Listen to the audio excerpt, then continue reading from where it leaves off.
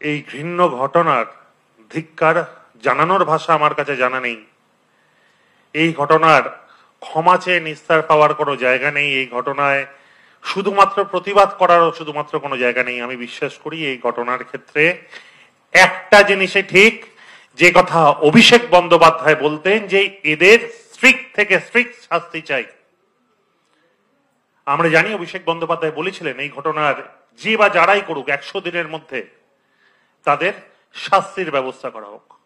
আজকে তৃণমূল ছাত্র পরিষদের একজন প্রতিনিধি হিসেবে আমি মমতা বন্দ্যোপাধ্যায়ের দেখানো পথে অভিষেক বন্দ্যোপাধ্যায়ের বার্তা অনুসারে সেম কথা আমি বলছি।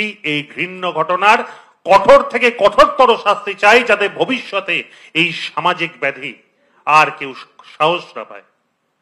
আজকে শুধুমাত্র একজন নারী, আমার এক বোনকে নিয়ে তার পাশে দাঁড়ানো তো আসল উদ্দেশ্য নয়। এই সমাজ থেকে এই ব্যাধিটাকে চিরতরে নির্মম করে দেওয়ার কথা নয়। বারবার কথা মমতা বন্দ্যোপাধ্যায়ের দিকে কিভাবে আঙ্গুল তোলা যায়, অভিষেক বন্দ্যোপাধ্যায়ের দিকে কিভাবে আঙ্গুল তোলা যায় এবং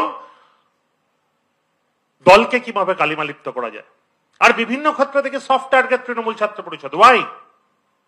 আমি মিডিয়ায় বলেছি, প্রমাণ সহ বলেছি যে কি কবে কে কোথায় ছিল। আমি একবারও আমরা কেউ অস্বীকার করিনি যে না, সে তৃণমূল ছাত্র পরিষদ করতো না। আমি রাজ্য সভাপতি তৃণমূল ছাত্র পরিষদের হয়ে দায়িত্ব সহকারে বলছি, না, এমন কোন ইউনিট সভাপতি আমাদের ছিল না। শুধু নয়, বিগত বেশ কয়েকদিন ধরে, বেশ কয়েক বছর ধরে সেই কলেজে তৃণমূল ছাত্র পরিষদের কোন রানিং ইউনিট নেই। দ্বিতীয় কথা, কোন এক সময় সে যখন ছাত্র অবস্থায় ছিল, সে দক্ষিণ কলকাতা জেলার সবচেয়ে নিম্ন পোস্ট, মানে যারা যেখানে আপকামিং স্টুডেন্টদের আমরা ছাত্র নেতাদের তুলে আনি বলে ভাবি, সেই অর্গানাইজিং সেক্রেটারি আমরা আমাদের যে জেলার সভাপতি আছে সে সেই সময় করেছিল। কিন্তু আপনাদের জ্ঞাতার্থে জানিয়ে রেখে আমাদের 36খানা জেলাতেই প্রায় এরকম 50, 80, 100 জন করে আমরা ডিস্ট্রিক্ট কমিটি করি, কারণ যাতে আগামী দিনতে তুলে আনা যায়।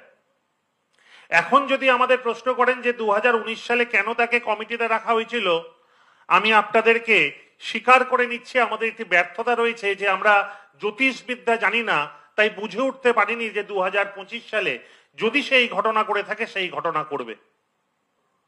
2022 সালে তৃণমূল কংগ্রেসের জেলার তরফ থেকে, ছাত্র পরিষদের তরফ থেকে জেলা সভাপতি যেই কমিটিটা করেছিলেন সেই কমিটিতে কিন্তু এই